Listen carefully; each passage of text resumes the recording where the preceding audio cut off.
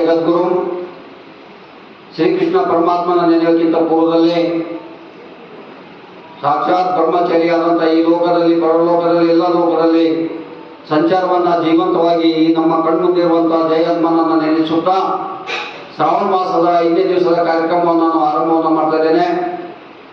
ಈಗಾಗಲೇ ನಿನ್ನೆ ಹೇಳಿದ ಹಾಗೆ ಭಗವಾನ್ ಕೃಷ್ಣ ರಾತ್ರಿ 12 ಗಂಟೆಗೆ ಜನ್ಮವನ್ನು ತಾಳಿದ ನಂತರ ಅವರ ತಂದೆ ವಾಸುದೇವ ಮತ್ತು ದೇವಕಿಯವರು ಏನು ಮಾಡಿದ್ರು ಅಂದರೆ ತನ್ನ ಮಗನ ರಕ್ಷಣೆಗಾಗಿ ಏನು ಮಾಡ್ತಾರೆ ಅಂದರೆ ನೇರವಾಗಿ ಮಥುರದಿಂದ ಗೋಕುಲಕ್ಕೆ ಕರ್ಕೊಂಡು ಹೋಗುವಂಥ ಸಂದರ್ಭದಲ್ಲಿ ಈಗಾಗಲೇ ನಿನ್ನೆ ಹೇಳಿದ ಹಾಗೆ ಅಪಾರವಾದ ಮಳೆ ಕತ್ತಲು ಅಂಥ ಒಂದು ವಾತಾವರಣದಲ್ಲಿ ಕೂಡ ಭಗವಾನ್ ಕೃಷ್ಣನನ್ನ ಶಿಶು ಮಗು ಅಂದರೆ ಈ ರೀತಿ ಮಕ್ಕಳು ಬಹಳ ಮಕ್ಕಳಂದ್ರೆ ದೇವರು ಅಂಥ ಮಗುವನ್ನ ತಲೆಯ ಮೇಲೆ ಕುಡಿಸ್ಕೊಂಡು ಹೋದಾಗ 7 ಹೆಡೆಯ ನಾಗರವನ್ನ ಶ್ರೀಕೃಷ್ಣ ಅಂದ್ರೆ ಚಿಕ್ಕ ಮಗು ಇರ್ತದೆ ಅವಾಗ ಹುಟ್ಟಿದಂಥ ಶಿಶು ಆಗ 7 ಹೆಡೆಯ ನಾಗರ ಇವತ್ತು ನಾಗರ ಪಂಚಮಿ ಇದೆ. ಇವತ್ತು ನಾಗರ ಪಂಚಮಿ ಇದೆ.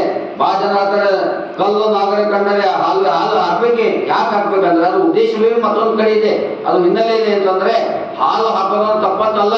ಹಾಲು ಹಾಕೋದಂದ್ರೆ ಪ್ರಾಣಿಗಳಲ್ಲಿ ದಯೆ ತೋರಿರಿ, ಪ್ರಾಣಿಗಳಲ್ಲಿ ರಕ್ಷಣೆ ಮಾಡಿರಿ, ಪ್ರಾಣಿಗಳನ್ನು ಕೂಡ ತಾವು ಮಾನವರಂತೆಯಾಗಿ ಜೀವ ಅದು ಕೂಡ ಒಂದು ಜೀವ ಇದೆ, ಅದು ಕೂಡ ರಕ್ಷಣೆ ಮಾಡ್ರಿ, ಪ್ರಾಣಿಗಳನ್ನ ಕೊಲ್ಲಬಾರ್ರಿ ಎಂಬ ಸಂಕೇತ ಕೂಡ ನಮ್ಮ ಪರಂಪರೆಯಲ್ಲಿದೆ.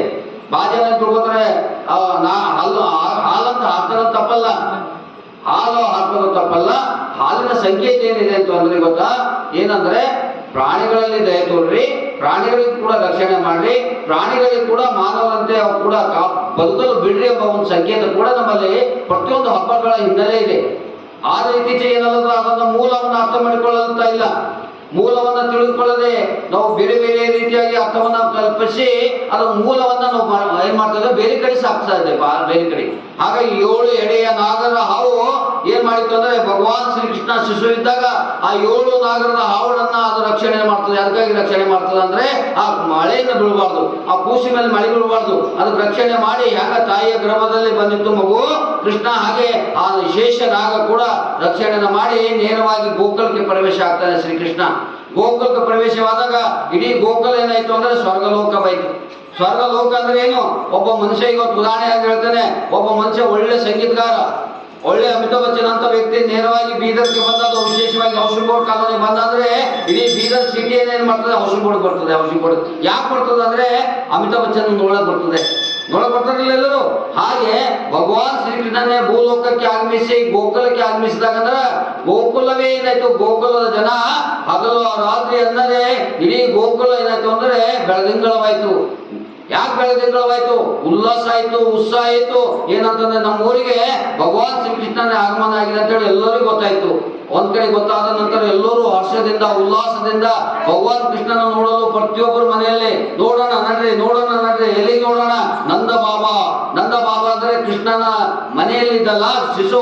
ಅವಾಗ ಎಲ್ಲರೂ ಕೃಷ್ಣನ ನೋಡಲು ಎಲ್ಲರಿಗೆ ನಡೆದ್ರು, ಅವ್ರ ಮನೆ ನಡೆದ್ರು, ಎಲ್ಲರ ಮನೆ ನಡೆದ್ರು. ಯಾರ ಮನೆ ನಡೆದ್ರು? ನಂದ ಬಾಬಾ ಮತ್ತು ಯಶೋದವರ ಮನೆಗೆ ಎಲ್ಲ ಮಗುವನ್ನು ನೋಡಕ್ ನಡೆದ್ರು. ಹೇಗಿದೆ ಮಗು ನೋಡೋಣ, ವಿಷ್ಣುನ ಅವತಾರ ಅಂತ ಹೇಳ್ತಾರೆ, ಹೇಗಿದೆ ನೋಡೋಣ ಅಂತ ಹೇಳಿ ಇಡೀ ಗೋಕುಲ ನಗರ ಏನಾಯ್ತು ಅಂದ್ರೆ ಕೃಷ್ಣನ ಮನೆ ಕಡೆ ಸಾಕ್ತಾ ಇದ್ರು. ಎಲ್ಲರೂ ಕೃಷ್ಣನ ಮನೆಗೆ ಹೋಗಿ ನೋಡೋಣ ಅಂತ ಹೇಳಿ ಎಲ್ಲರೂ ಆ ಮಗು ಸುಂದರವಾದಂತ ಮಗು. ಹ್ಯಾಂಗ ಸುಂದರವಾದಂತ ಮಗು ಅಂದ್ರೆ ಸಾವಿರಾರು ಸುಂದರ ಮನ್ಮಂತರನ್ನು ಕಣ್ಣು ಮೀನು ಭಾಳ ಜನ ತಿಳ್ಕೊತಾರೆ ಸುಂದರ ಅಂತ ಹೇಗೆ ಅನ್ಬೇಕು ಅಂತ ಹೇಳಿ. ನಾವೆಲ್ಲ ಓದಿದ್ದು ಹೇಳ್ತಾ ಇದ್ದೀವಿ. ಸುಂದರ ಅಂದ್ರೆ ಸುಂದರ ಯಾರು ಕಾಣಿಸ್ತಾನೆ ಮನುಷ್ಯ ಅಂದ್ರೆ ಸುಂದರವಾದಂತ ಕಣ್ಣುಗಳು, ಸುಂದರವಾದಂತ ಮುಖ ಇದ್ದಾಗ ಮಾತ್ರ ಅವ್ರು ಸುಂದರ ಆಗ್ಲಿಕ್ಕೆ ಸಾಧ್ಯ. ಮುಖ ಮತ್ತು ಕಣ್ಣು ಅವೆರಡು ಸುಂದರಕ್ಕಿಂತ 100 ಪಟ್ಟು 1000 ಪಟ್ಟು ಸುಂದರವಾದ ಆ ಮಗು ಇರ್ತದೆ. ಆ ಮಗುವನ್ನ ಅಷ್ಟೇ ದೇವರ ರೂಪದಲ್ಲಿ ನೋಡ್ತಾರೆ. ಆದರೆ ಆ ಸುಂದರ ರೂಪವನ್ನು ನೋಡಿ ಇಡೀ ಗೋಕುಲ ಜನ ಬೆರಗಾಗ್ತಾರೆ. ಬೆರಗಾಗಿ ದೂರಿನಿಂದ ಅಲ್ಲಿಂದ ಇಲ್ಲಿಂದ ದೂರದಿಂದ ಜನ ಬರಲು ಆರಂಭವಾಗ್ತದೆ ಗೋಕುಲ ನಗರಕ್ಕೆ. ಯಾಕಂದ್ರೆ ಭಗವಾನ್ ಶ್ರೀಕೃಷ್ಣ ಶಿಶು ಇದ್ದ ಹಾಗೆ ಎಲ್ಲ ಕಡೆ ಪ್ರಚಾರ ಆಯ್ತು. ಸಾಕ್ಷಾತ್ ವಿಷ್ಣುವೇ ಈ ಭೂಮಿ ಮೇಲೆ ಅವತಾರವನ್ನು ತಾಳಿದಾಗ ಅಂತ ಮಗು, ಆ ಸುಂದರವಾದಂತ ಮಗುವನ್ನು ನೋಡಕ್ಕೆ ಎಲ್ಲರೂ ಆ ಗೋಕುಲ ಸುತ್ತಮುತ್ತ ಎಲ್ಲ ಕಡೆ ಬರಲು ಆರಂಭವಾದಂತಾಗ ಮತ್ತೊಂದು ಕಡೆ ಏನಾಗ್ತದೆ, ಒಂದ್ ಕಡೆ ಇಡೀ ಗೋಕುಲ ಜನ ಸಂತೋಷದಿಂದ ಇರ್ತಾರೆ, ಬಹಳ ಖುಷಿಯಿಂದ ಪಡ್ತಾರೆ. ಆದ್ರೆ ಈ ಕಡೆ ಮತ್ತೊಂದು ಕಡೆ ಮಥುರದ ಜನ ಅಲ್ಲ, ಮಥುರದ ರಾಜ ಯಾರಾಗಿರ್ತಾನೆ, ಕಂಸನಾಗಿರ್ತಾನೆ. ಆ ಕಂಸ ಹೇಗಾದ್ರೂ ಮಾಡಿ ಕೃಷ್ಣನನ್ನ ಕೊಲೆಯಾಗಬೇಕು, ಕೃಷ್ಣನನ್ನ ವಧೆ ಮಾಡಬೇಕು ಅಂತೇಳಿ ಕಂಸ ಆತುರದಲ್ಲಿರ್ತಾನೆ.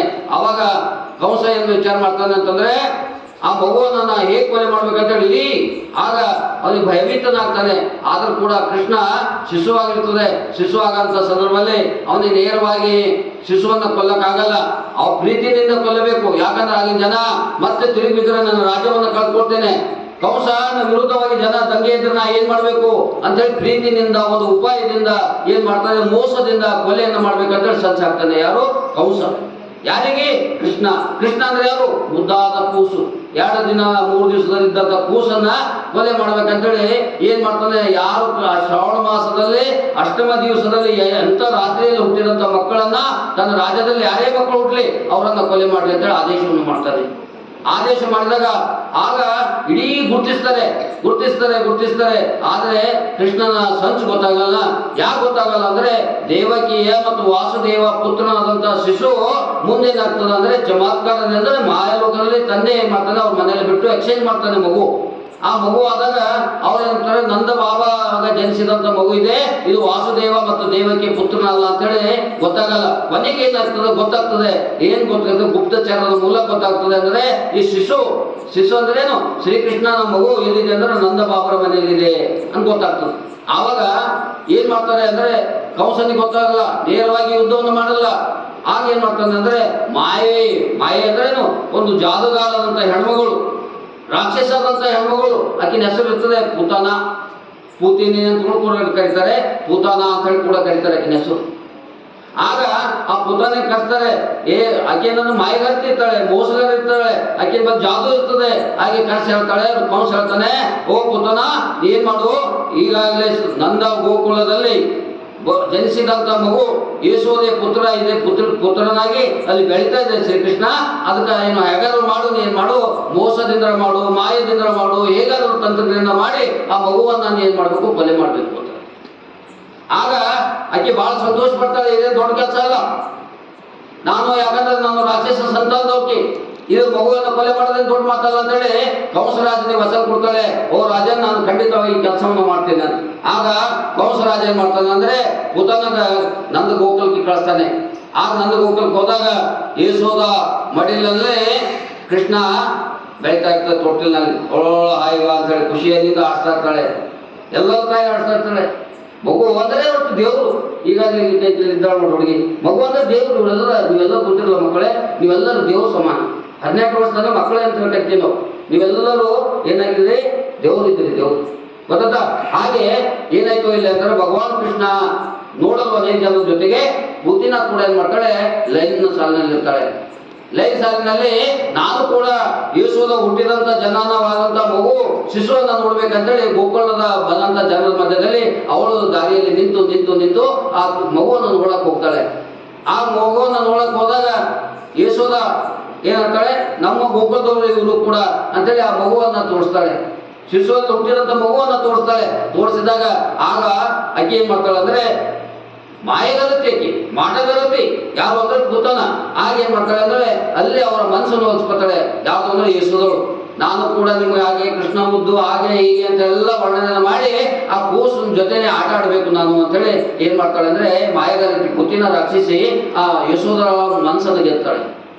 ಆ ಮನಸ್ಸನ್ನು ಗೆದ್ದ ನಂತರ ಏನಾಗ್ತದೆ, ಸಹಜವಾಗಿ ಒಬ್ಬರದೊಬ್ಬರು ಪರಿಚಯ ಆಯ್ತು, ಮಾತಿನಿಂದ ಹೃದಯವನ್ನು ಗೆದ್ದಳು. ಆಗ ಯಶೋದ ಅಂತಾಳ, ಎಂತ ಒಳ್ಳೆ ಹೆಣ್ಮಗಳು, ನಮ್ಮ ಕೂಸನ್ನ ಆಟ ಆಡ್ಸೋದು ಕೊಡಬೇಕು ಅಂತೇಳಿ ವಿಚಾರ ಮಾಡಿ ಎಲ್ಲರೂ ಹೋಗ್ಬಿಡ್ತಾರೆ. ಆಗ ಆ ಪುತನ ಎಂಬ ರಾಕ್ಷಸಿ ಏನ್ ಮಾಡ್ತಾಳೆ ಅಂದ್ರೆ ಆ ಕೃಷ್ಣನನ್ನ ತನ್ನ ಏನ್ ಮಾಡ್ತಾಳೆ, ಎತ್ಕೊಳ್ಳಕ್ ಹೋಗ್ತಾಳೆ. ಆಗ ಯಶೋದ ಮಾತಾ ಮನೆ ಕೆಲಸದಲ್ಲಿ ಹೋಗ್ದಾಗ ಪುತನ ಏನ್ ಮಾಡ್ತಾಳೆ ಅಂದ್ರೆ ಆ 2-3 ದಿವಸದಲ್ಲಿ ಹುಟ್ಟಿದಂತ ಮಗು ತೆಗೆದುಕೊಂಡು ಏನ್ ಮಾಡ್ತಾಳೆ ಅಂದ್ರೆ ಆ ಇನ್ನೂ ಕೂಡ ಇದೆ ಗೋಕುಲನಲ್ಲಿ ಪುತಿನವಾದಂತ ರಾಕ್ಷಸ ಮೂರ್ತಿ ಇನ್ನೂ ಕೂಡ ನಾವು ಹೋದಾಗ ನೋಡಿದ್ದೀವಿ. ಆಮೇಲೆ ಒಂದು ಸುಂದರವಾದಂಥ ಬಾಯಿ ಇದೆ, ಸುಂದರವಾದಂಥ ಗಿಡ ಇದೆ. ಒಂದ್ಸರಿ ಜೀವನದಲ್ಲಿ ನಾವು ಮಥುರಕ್ಕೆ ಹೋದಾಗ ಗೋಕುಲಕ್ಕೆ ಹೋಗ್ಲೇಬೇಕು. ಗೋಕುಲನಲ್ಲಿ ಇನ್ನೂ ಕೂಡ ಅನೇಕ ರೀತಿಯಾದಂಥ ಕೃಷ್ಣನ ಬಾಲ್ಯದಲ್ಲಿದ್ದಂಥ ಘಟನೆಗಳು ಕೂಡ ಇಂದಿಗೂ ಕೂಡ ನಾವು ಸಾಮಾನ್ಯವಾಗಿ ನಾವು ಮಥುರದಿಂದ ನಾವು ಸಾಮಾನ್ಯವಾಗಿ 5 ಕಿಲೋಮೀಟರ್ನಲ್ಲಿದೆ. ಇಂದಿಗೂ ಕೂಡ ಅಲ್ಲಿ ನಾವು ಗೋಕುಲಕ್ಕೆ ಸಂಬಂಧಪಟ್ಟ ಅಂದ್ರೆ ಕೃಷ್ಣ ಆಟ ಆಡಿದ್ದು, ಬಾಲ್ಯದಲ್ಲಿದ್ದಂಥ ಚೆಂಡುಗಳು ಆಡಿದ್ದು ಇವೆಲ್ಲ ನಾವು ಅಲ್ಲಿ ದರ್ಶನಗಳನ್ನು ನಾವು ಸಾಮಾನ್ಯವಾಗಿ ಮ್ಯೂಸಿಯಂ ತರ ಕಾಣ್ತೇವೆ. ಇಂದಿಗೂ ಕೂಡ ನಾವು ನೋಡ್ತೀವಿ. ಹಾಗೆ ಆ ಪೂತನ ರಾಜನ ಪೂತನಿ ರಾಕ್ಷಸಿ ಏನ್ ಮಾಡ್ತಾಳೆ, ಇಂಥ ಮುದ್ದಾದಂಥ ಕೂಸು ಅದು ಯಾರು ಕೃಷ್ಣ ಚಿಕ್ಕ ಮಗು ಅದು ತಗೊಂಡು ಹೊರಗೆ ಹೋಗಿ ಏನ್ ಮಾಡ್ತಾಳೆ, ಅಳ್ತಾ ಇರ್ತದೆ ಯಾರು ಕೃಷ್ಣ ಶಿಶು ಅಳ್ತಾ ಇದ್ದಾಗ ಆ ಕೃಷ್ಣ ಏನ್ ಮಾಡ್ತಾಳೆ ಅಂದ್ರೆ ಶಿಶುವನ್ನ ಇರ್ತದೆ ಆಗ ಹಾಲು ಕುಡಿಸ್ಬೇಕಂತ ಪ್ರಯತ್ನ ಮಾಡ್ತಾಳೆ. ಹಾಲು ಕುಡಿಸುವಂತ ಸಂದರ್ಭದಲ್ಲಿ ಅಂತ ಹಾಲನ್ನು ಕುಡಿಸ್ತಾಳೆ ಭೂತಾನಿ ಅಂತಂದ್ರೆ ವಿಷದ ಹಾಲನ್ನು ಕುಡಿಸದ ಪ್ರಯತ್ನ ಮಾಡ್ತಾಳೆ. ಭೂತಾನೆ ಬಾಲ್ಯದಲ್ಲಿರುವಂತಹ ಶ್ರೀಕೃಷ್ಣನನ್ನ ಶಿಶುವನ್ನ ಏನ್ ಮಾಡ್ತಾಳೆ ಅಂದ್ರೆ ವಿಷದ ಹಾಲುವನ್ನ ವಿಷದ ಕನ್ಯೆ ಅಂತ ಹೇಳಿ ಕರಿತೇವಲ್ಲ, ಅದು ಮೊದಲ ಕಾಲದಲ್ಲಿ ಇತ್ತು ವಿಷದ ಕನ್ಯೆ. ನಾವು ಮಹಾಭಾರತದಲ್ಲಿ ಕೂಡ ವಿಷದ ಕನ್ಯೆ ಅನ್ನೋ ಘಟನೆ ನಾವು ನೋಡ್ತೇವೆ. ವಿಷದ ಕನ್ಯೆ ಅಂತ ಹೇಳಿ ಕರಿತೇವೆ. ಆ ಭೂತಾನಿ ಎಂಬ ರಾಕ್ಷಸಿ ವಿಷದ ಕನ್ಯೆಯ ಹಾಲನ್ನ ಭಗವಾನ್ ಶ್ರೀಕೃಷ್ಣನಿಗೆ ಶಿಶುಗೆ ಅಂದ್ರೆ 3-4 ದಿವಸದ ಮಗುವಿಗೆ ತನ್ನ ಹಾಲನ್ನು ಕುಡಿಸುವಂತ ಸಂದರ್ಭದಲ್ಲಿ ಅಂದ್ರೆ ತನ್ನ ವಿಷದ ಹಾಲನ್ನು ಕುಡಿಸಿ ಶ್ರೀಕೃಷ್ಣನನ್ನ ಮುಗಿಸ್ಬೇಕು ಅಂತ ವಿಚಾರ ಮಾಡ್ತಾಳೆ. ಆದ್ರೆ ಈ ಸಂದರ್ಭದಲ್ಲಿ ಆ ಕೃಷ್ಣ ಯಾಕೆ ಕೃಷ್ಣ ಅಂದ್ರೆ ಅದು ಶಕ್ತಿ, ಕೃಷ್ಣ ಅಂದ್ರೆ ವಿಷ್ಣು, ಕೃಷ್ಣ ಅಂದ್ರೆ ಇಡೀ ಅಖಂಡ ಬ್ರಹ್ಮಾಂಡದ ಒಂದು ಒಡೆಯ ಯಾರು ಅಂದ್ರೆ ಭಗವಾನ್ ಶ್ರೀಕೃಷ್ಣ ಆಗಿರ್ತಾನೆ. ಇಂಥವೆಲ್ಲ ಅವ್ರಿಗೆ ಗೊತ್ತು, ಪರಮಾತ್ಮನಿಗೆಲ್ಲ ಗೊತ್ತು. ನಾವಂತೆ ನಮಗೆಲ್ಲ ಗೊತ್ತಿಲ್ಲ, ಪರಮಾತ್ಮನಿಗೆಲ್ಲ ಗೊತ್ತಿರ್ತದೆ. ಹಾಗೆ